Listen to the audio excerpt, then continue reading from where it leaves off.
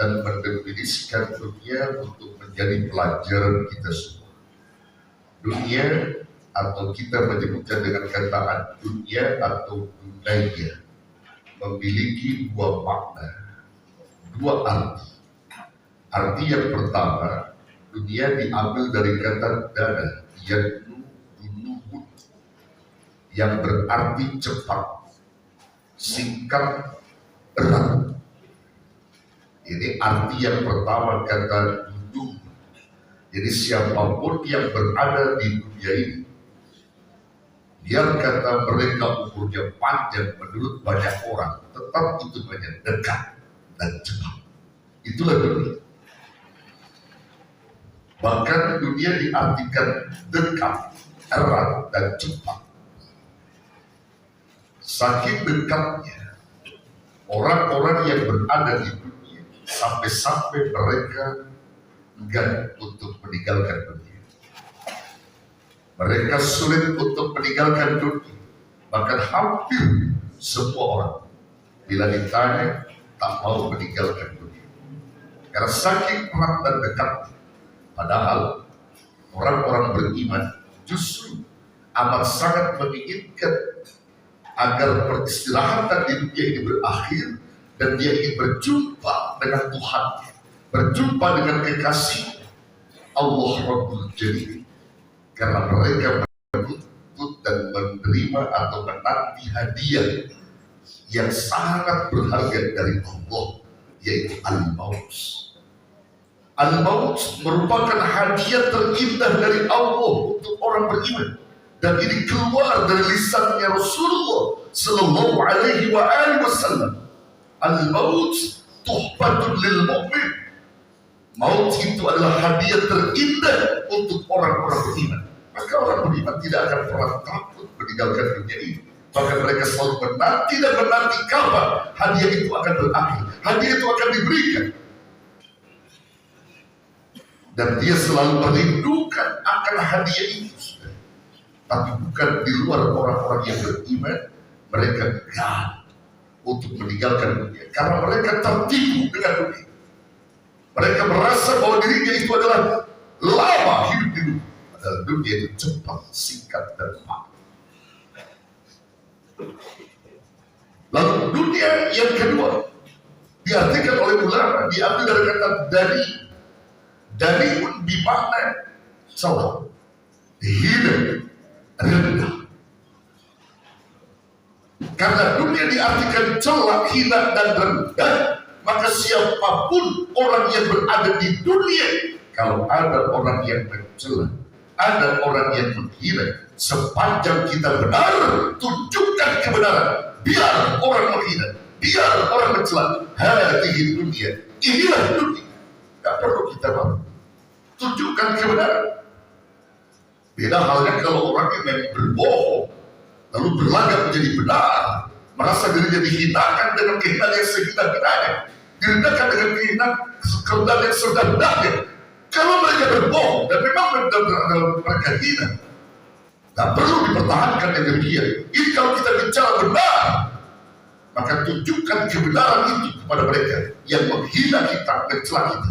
Sebagaimana Rasulullah sallallahu alaihi wasallam hidup di dunia penuh dengan hinaan, cacian, makian, bahkan nyaris diri beliau dibunuh.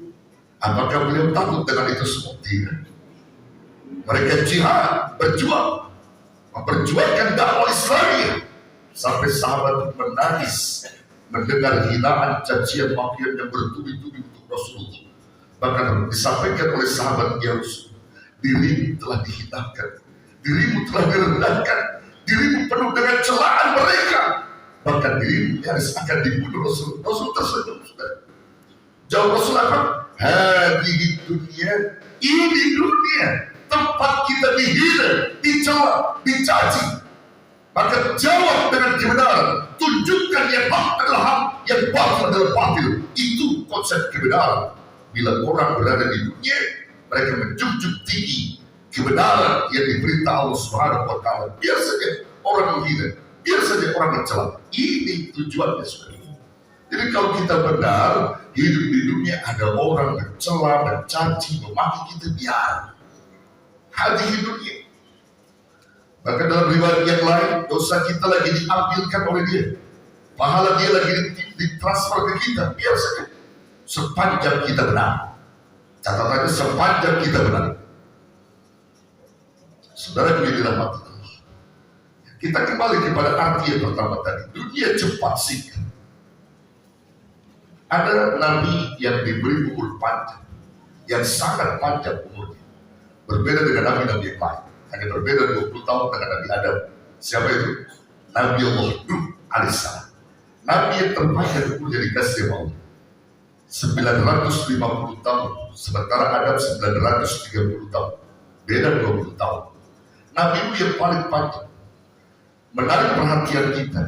Allah Subhanahu wa Ta'ala menyebut nama atau menyebut umur Nabi itu bukan sebutan yang aslinya, tapi Allah menyebut dengan kata al-baqsadati illa khamsina aman, 1000 tahun kurang 50. Allah tidak menyebut kalimat yang sebenarnya dan tidak menyebut tis'u mi'atin wa khamsuna aman, tidak menyebut itu dalam Quran, tapi menyebutnya al-baqsadati. Ada apa di balik itu? Nanti kita lihat tafsirnya. Saudara yang dirahmati Allah, di dalam Quran surah Al-Ankabut ayat 14, Allah Subhanahu wa Ta'ala menjelaskan tentang utusannya yang bernama Nuh alaihissalam. Walaqad arsalna Nuhan ila qaumi falabitha fihim alfa sanatin ila khamsina 'am. Sungguh benar-benar kami mengutus Nabi Allah Nuh alaihissalam di tengah-tengah kaumnya. Falabitha fihim, lalu Nabi menetap di tengah kaumnya itu selama alfa sanatin, 1000 tahun, illa khamsina 'am, kurang 50, alias 950. Kenapa Allah tidak sebut dengan sebenarnya? Allah ingin mengkhabarkan kepada seluruh makhluk, kepada dunia, tidak ada makhlukku yang paling panjang umurnya kecuali Nabi Nuh. Artinya angka hitungan 1000 di dalam Arab itu hitungan tertinggi, dan tidak ada kalimat lain setelah itu artinya yang lebih tinggi dari itu. Allah yang kabarkan hanya Nabi Nuh yang diberi umur panjang 950 tahun. Allah menyebut dengan kata al-fasanatin ila khamsina 'am. Kendati pun demikian sudah, umur Nabi Nuh yang konon katanya panjang, tapi bagaimana sikap Nabi Nuh merasakan umur yang katanya panjang itu?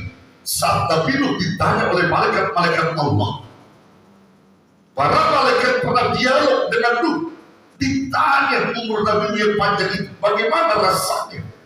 Apa yang kau rasakan Allah kasih umur panjang itu? Dalam pertanyaannya itu begini, ya atwal al-anbiya'i umuran. Malaikat itu bukan nama, tapi julukan umur yang diberi Allah kepada Nuh. Ya atwal al-anbiya'i umuran. Hei Nabi yang diberi umur panjang oleh Allah, kaifa wajadtal hayata, bagaimana kau temukan, bagaimana kau rasakan hidup di dunia dengan umur yang panjang itu? Malaikat tanya seperti itu. Apa jawaban Nabi? Qala wajadtul hayata kadarin laha babani dakhaltu min ahadihim wa kharajtu min al-akhar. Masya Allah, ini pelajaran untuk kita semua.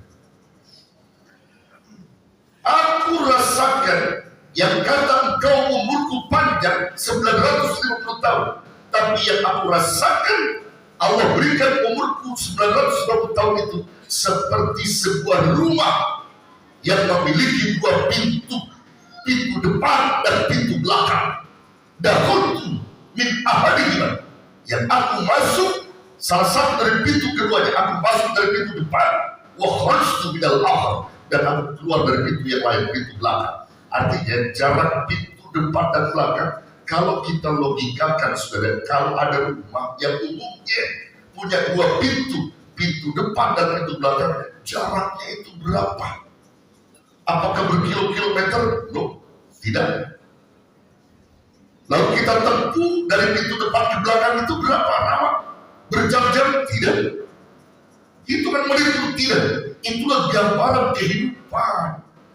Nabi Nuh saja yang diberi umur panjang 950 tahun, beliau mengumpamakan, bahkan beliau rasakan hidupnya itu seperti sebuah rumah yang memiliki 2 pintu. Ini pelajaran berharga.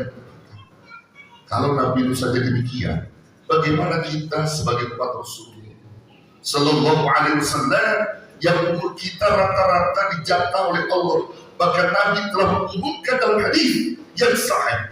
Nabi menyebutnya dengan kalimat hasaduhu ummati baina sitti wa sab'in. Panennya umatku itu antara umur 60 dan 70. Panen. Nabi menyebutnya panen, sudah. Berakhir umur umatku antara 60-70 panen disebutnya. Bahkan kalau ada orang yang 60 belum juga panen, belum juga banyak amal, sangat merugi dan celaka nih. 60-70 hasil disebut panen. Ini pelajaran berharga untuk kita. Bahwasanya kita hidup di dunia sementara, nggak lama hidup di dunia. Maka orang-orang yang berpikir cerdas dan beriman selalu menyikapi hidup ini selalu beramal saleh. Mereka selalu dekat dengan yang punya kehidupan, yaitu Allah Subhanahu wa Ta'ala. Bahkan siap dimanapun, kapanpun, kalau sang punya segalanya itu mengambilnya. Memang itu yang selalu dia rindukan. Dimanapun, kapanpun, dia selalu siap untuk menanti dan menerima hadiah yang sangat indah dari Allah Subhanahu wa Ta'ala. Nah, karena itu saudara, tanamkan pada diri kita untuk selalu dekat dengan Allah. Jadikan kebiasaan hidup kita dengan amal saleh. Karena berakhirnya kehidupan kita disesuaikan dengan cara kebiasaan kita sehari-hari kita. Yamutul barku ala ma'af'al wa yub'atsu ala ma ta'ala. Matinya seseorang disesuaikan dengan cara kebiasaan hidupnya, dan bangkitnya seseorang disesuaikan dengan cara kebiasaan matinya. Kalau hidupnya bagus, sering berzikir, matinya nggak jauh dari berzikir. Sering sholat tahajud, matinya nggak jauh dari tahajud. Ya. Sering taklim, matinya nggak jauh dari taklim. Semua itu adalah berakhir husnul khotimah yang diinginkan. Tapi tidak sedikit juga orang-orang yang biasa berbuat jahat, dia mati di perut pelacur karena kebiasaan yang pelacur. Dia mati sedang berjudi karena kebiasaannya berjudi. Dia mati sedang menegak botol minuman keras karena kebiasaannya menegak minuman keras. Dan itu semua disesuaikan. Maka kita orang-orang beriman, ayo tanamkan kebiasaan-kebiasaan amal soleh kita agar nanti hadir kematian kita sebagai kematian yang husnul khotimah. Saudaraku, inilah dunia. Dunia sebentar, bukan untuk selama. Wa ma hadhil hayatud dunya illa lahu wa la'ib wa inna darul akhirah la hiyal hayawan law kan ya'lam. Dan tidaklah kehidupan dunia ini melainkan kehidupan tempat sedang urang belaka dan tempat bermain-main saja, ketahui. Tempat bermain-main. Tetapi kehidupan akhirat itu sesungguhnya kehidupan yang sebenar-benarnya kehidupan. Jikalau kalian semua memahami dan mengetahui akhiratlah kehidupan yang kita nanti, bahwa itu negeri kita yang dulu kita pernah ada di sana. Maka kita akan pulang kampung ketika Allah memanggil kita. Dunia sebagai tempat sedang turun saja. Dunia sebagai tempat bermain-main saja. Bahkan kalau Imam Ghazali katakan, dunia itu tidak membanyak seperti sayap lalat dan nyamuk. Tapi justru orang pada menggila-gilakan dunia itu. Dia lupa dengan kehidupan akhirat.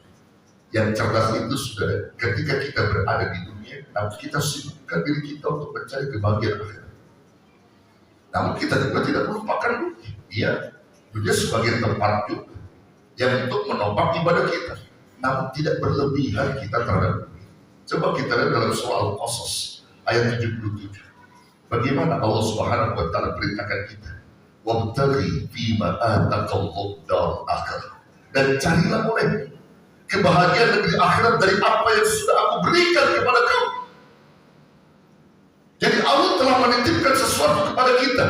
Napas kita dititipkan oleh Allah. Ayo cari di balik napas itu akan kebahagiaan akhirat.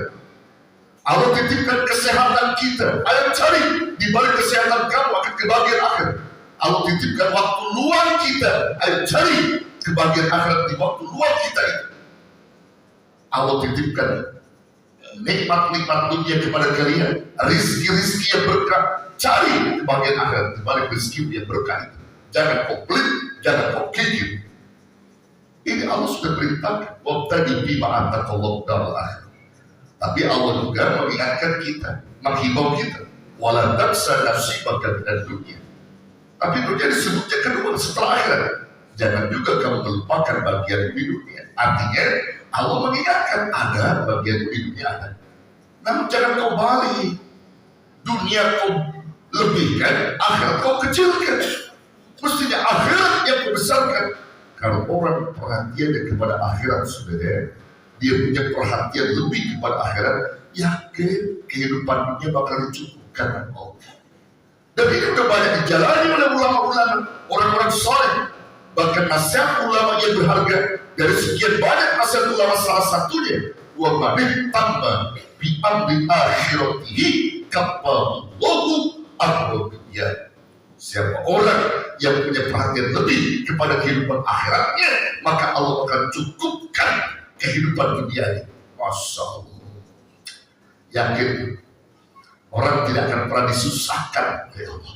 Bagi orang-orang yang sudah melibatkan dirinya kepada akhirat, Allah akan titipkan keberkahan-keberkahan. Ini juga yang sering banyak manusia lupakan sebenarnya. Ada dalam kitab Zabur Nabi Daud alaihissalam. Di dalam kitab itu, dalam ukiran kitab para ulama, saya ambil ini korelasi dengan Quran. Ya kalau Quran sering kita temukan begini begitu, kadang-kadang manusia kurang begitu percaya kalau imannya cetek. Tapi coba kita baca kitab Zabur, nanti kita korelasikan kepada ayat Quran. Ya, kita hidup ini, saudara, sebenarnya kalau ingin berkah, ikuti maunya Allah. Jangan ikuti nafsu kita, maunya Allah. Kalau kita sudah ikuti maunya Allah, Allah bakal ikuti maunya kita.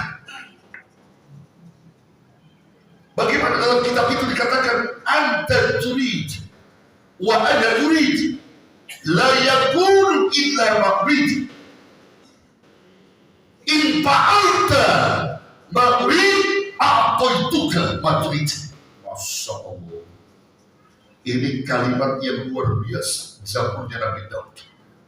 Korelasinya dengan ayat Quran. Ya. Wa man yattaqillaha yaj'al lahu makhraja wa yarzuqhu min haitsu la yahtasib. Kita terjemahkan kitab Zabur tadi. Anta turid, engkau semua punya mau, kata Allah. Siapapun manusia punya mau, ingin hidup bahagia, hidup sukses. Semua pengen punya mau. Wa ana urid, aku juga punya mau, kata Allah.